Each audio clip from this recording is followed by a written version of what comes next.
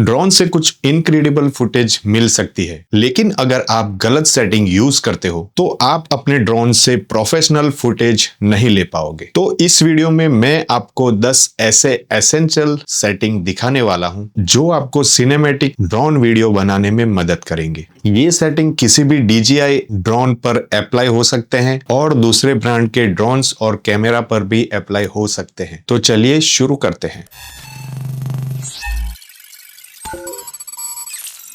Setting number 1 है exposure. अब आप सोच सकते हो कि ये थोड़ा बेसिक है, लेकिन ये बहुत ही एसेंशियल है। अच्छे ड्रोन शॉट के लिए बहुत सारे बिगिनर्स एक्सपोजर को ऑटो लेवल पर सेट करते हैं, लेकिन ये सही आइडिया नहीं है क्योंकि आपको पता नहीं होता कि ड्रोन ने किस सेटिंग का यूज किया है। और बिलीव मी, कभी कभी ये गलत हो जाता है। ऑटो मोड में एक्सपोजर या ब्राइटनेस शूट के दौरान चेंज हो सकती है, जो अच्छा नहीं लगता। इसलिए हमको अपने एक्सपोजर सेटिंग को मैन्युअली पर सेट करना होगा। पहला काम ये है कि ऑटो मोड से प्रो मोड में स्विच करें ताकि हम कैमरा सेटिंग पर कंट्रोल रख सके। दो मेन एक्सपोजर सेटिंग है जो हमें ध्यान में रखना होगा, शटर स्पीड और ISO। DJI फ्लाई ऐप में बाय डिफॉल्ट ये दोनों ऑटो पे सेट होते हैं। आप इन दोनों को मैन्युअल कंट्रोल पर स्विच कर सकते हैं। शटर स्पीड और ISO के पास जो ऑटो लिखा होता है उस पर टैप करके।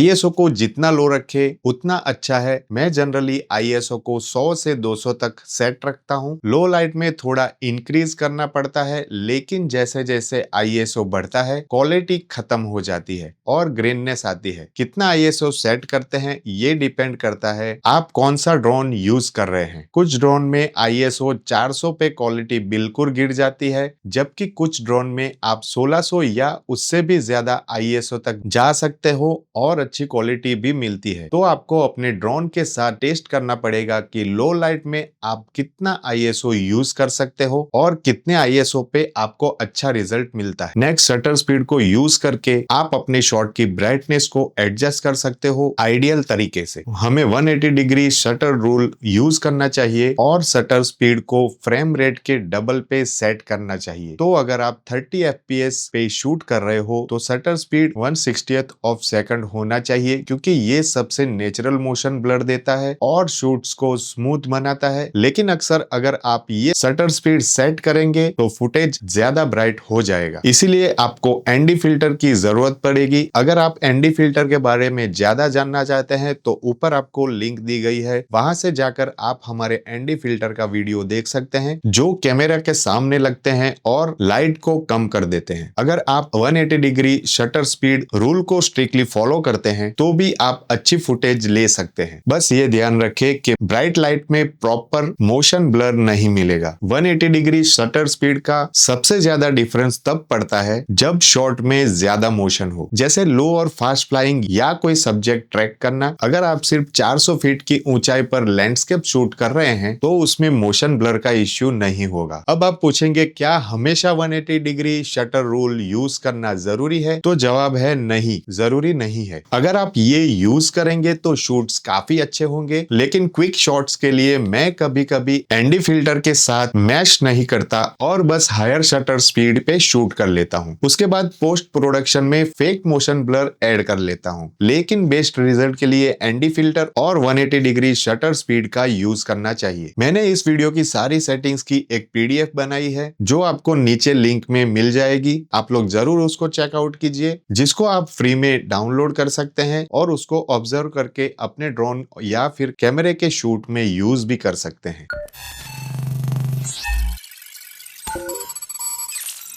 एसेंशियल सेटिंग नंबर 2 है वाइट बैलेंस। ये आपके फुटेज की वार्मनेस या फिर कूलनेस को एडजस्ट करता है। DJI फ्लाई ऐप में ये सेटिंग आपको कैमरा सेटिंग्स बॉक्स के सेकंड टैब में मिलेगी। आप इसे ऑटो पे छोड़ सकते हो, जो काफी बार अच्छा काम करता है, लेकिन ऑटो मोड में वाइट बैलेंस शूट के दौरान चेंज हो सकता है और कभी कभी ये गलत भी हो जाता है। तो मैं रेकमेंड करता हूँ कि आप ऑटो को बंद करके वाइट बैलेंस मैन्युअली सेट करें। अगर धूप है तो वाइट बैलेंस को अराउंड 5600 केल्विन पे सेट करें। अगर क्लाउडी है तो 6300 केल्विन पर सेट करें। सनराइज और सनसेट के वक्त मैं थोड़ा ज्यादा मतलब 5600 या उससे ऊपर सेट करता हूं ताकि अच्छे वार्म कलर मिले। कभी कभी जब मुझे जल्दी से व्हाइट बैलेंस सेट करना हो तो मैं पहले ऑटो पे क्लिक करके सेट कर लेता हूं, फिर मैन्युअली पे क्लिक करके लॉक कर लेता हूं। एसेंशियल ड्रोन सेटिंग नंबर 3 है रिजोल्यूशन। आपको रिजोल्यूशन जितना हाई सेट करना चाहिए वो जनरली 4K होगा। कुछ ड्रोन में 5K या 5.x के ऑप्शन होते हैं। पुराने ड्रोन में 2.7K भी हो सकता है, लेकिन जो हाईएस्ट रिजोल्यूशन ऑप्शन है वही चूज करें। लोअर रिजोल्यूशन का कोई फायदा नहीं है, वो बस फाइल साइज को छोटी बनाता है। अगर आपको वर्टिकल वीडियो शूट करना हो तो कुछ ड्रोन कैमरा को वर्टिकल मोड में फ्लिप करने का ऑप्शन देते हैं। इससे आप सेंसर के पूरे एरिया का यूज कर सकते हैं वर्टिकल वीडियो के लिए। अगर आपके ड्रोन में ये ऑप्शन नहीं है तो 2.7 के वर्टिकल मोड यूज करें जो full height of the sensor use करता है।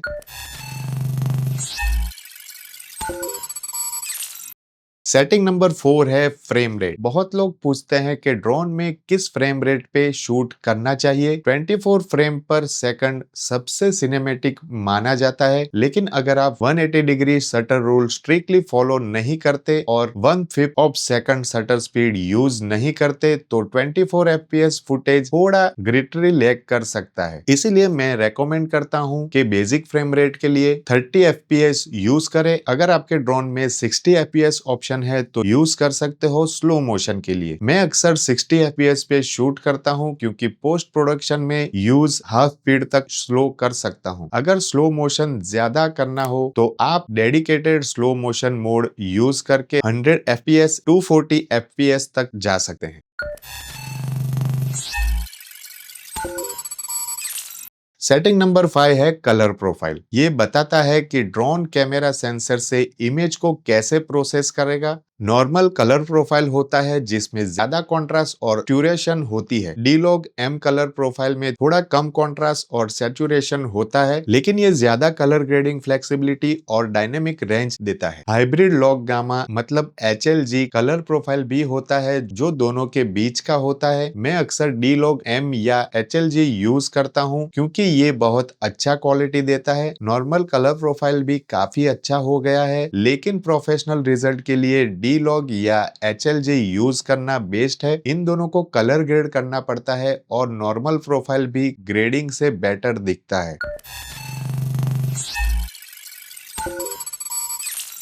सेटिंग नंबर 6 है जूम। DJI मिनी सीरीज और DJI फ्लिप ड्रोन में सिर्फ एक वाइड एंगल कैमरा होता है और सिर्फ डिजिटल जूम मिलता है, और इन ड्रोन में आपको कभी भी जूम नहीं करना चाहिए क्योंकि डिजिटल जूम से इमेज क्वालिटी बहुत ही ज्यादा डिग्रेड हो जाती है। ये जूम एक्चुअली कुछ नहीं, बस इमेज को क्रॉप कर देता है। लेकिन अगर आपके पास DJI Add 3S या Mavic 3 सीरीज जैसा ड्रोन है जिसमें मल्टीपल कैमरा होता है तो आप वाइड एंगल और टेलीफोटो कैमरा के बीच स्विच कर सकते हो। अब कौन सा कैमरा यूज करना है वो आपकी शॉट की टाइप पे डिपेंड करता है। वाइड एंगल कैमरा बेस्ट होता है उन टिपिकल ड्रोन शॉट के लिए जो आप यूजुअली देखते हो, जैसे लैंडस्केप व्यू, जबकि टेलीफोटो कैमरा तब काम आता है जब आप किसी स्पेसिफिक सब्जेक्ट को आइसोलेट करना चाहते हो। टेली कैमरा बैकग्राउंड को ज्यादा बड़ा और ड्रामेटिक दिखाता है सब्जेक्ट के कंपैरिजन में, जिससे आपकी फुटेज और भी ग्रैंड एंड सिनेमैटिक लगती है। इसलिए आपको वाइड एंगल लेंस और टेलीफोटो कैमरा दोनों से मिक्स शॉट लेना चाहिए ताकि आपकी फुटेज में वैरायटी हो और आपको एडिट करते वक्त ज्यादा क्रिएटिव ऑप्शन मिले। और एक इम्पोर्टेंट बात, चाहे आपके ड्रोन में मल्टीपल कैमरा हो, हमेशा डिफरेंट फोकल लेंथ के लिए अलग कैमरा स्विच करो। डिजिटल जूम मत करो क्योंकि डिजिटल जूम से इमेज क्वालिटी बहुत खराब हो जाती है।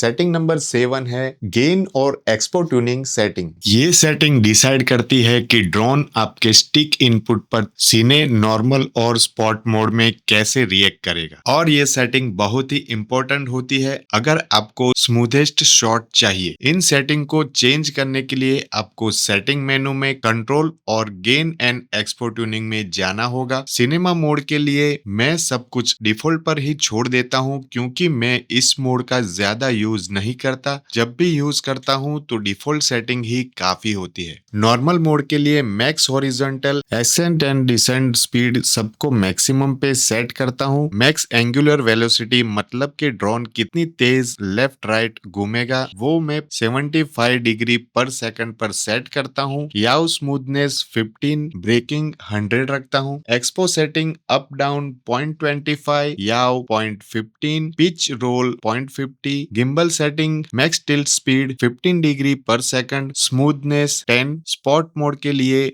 मैक्स हॉरिजॉन्टल, एक्सेंट और डिसेंट स्पीड सब मैक्सिमम रखता हूँ। मैक्स एंगुलर वेलोसिटी 120 डिग्री पर second, yaw smoothness 12, braking 100, expo setting up down 0.3, yaw 0.15, pitch roll 0.25 और gimbal setting max tilt speed 20 degree पर सेकंड और स्मूथनेस 50। अब ये सेटिंग सिर्फ मेरी पर्सनल प्रेफरेंस है, आप अपने ड्रोन के साथ टेस्ट करके देख सकते हैं कि कौन सी फ्लाइंग स्टाइल के लिए कौन सी सेटिंग बेस्ट काम करती है।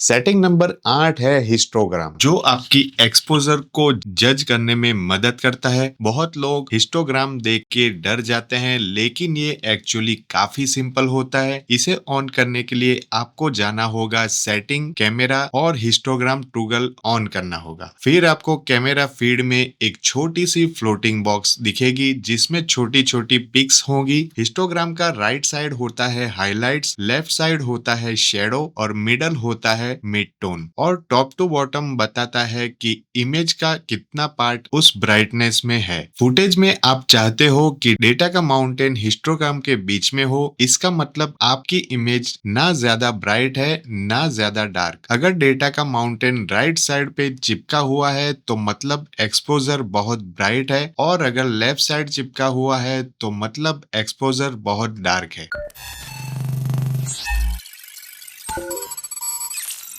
सेटिंग नंबर 9 है ग्रिड लाइंस और सेंटर मार्कर। सबसे पहले थर्ड ग्रिड लाइन शॉट्स को रूल ऑफ थर्ड के अकॉर्डिंग कंपोज करने में मदद करती है। रूल ऑफ थर्ड्स का मतलब होता है कि आप अपने फ्रेम को हॉरिजॉन्टल और वर्टिकल डायरेक्शन 3 हिस्सों में डिवाइड करते हो और आपको इम्पोर्टेंट चीजें जैसे कि हॉरिजॉन या सब्जेक्ट उन हॉरिजॉन्टल या वर्टिकल लाइंस पे या फिर जहां वो दोनों लाइन क्रॉस करती है वहां प्लेस करनी चाहिए। फॉर एग्जांपल अगर आप ग्राउंड को हाईलाइट करना चाहते हो तो हॉरिजॉन को टॉप थर्ड लाइन पे रखो और अगर आप स्काई को हाईलाइट करना चाहते हो तो हॉरिजॉन को बॉटम थर्ड लाइन पर रखो। तो इसलिए थर्ड ग्रिड लाइन को ऑन करना मत भूलना, इससे आपको कंपोजिशन में काफी हेल्प मिलेगी। अब बात करते हैं सेंटर मार्कर की। ये तब काम करता है जब आप किसी चीज को एग्जैक्ट सेंटर में फ्रेम करना चाहते हो या फिर बस ये देखना चाहते हो कि आपका शॉट एग्जैक्टली सेंटर में जा रहा है या नहीं।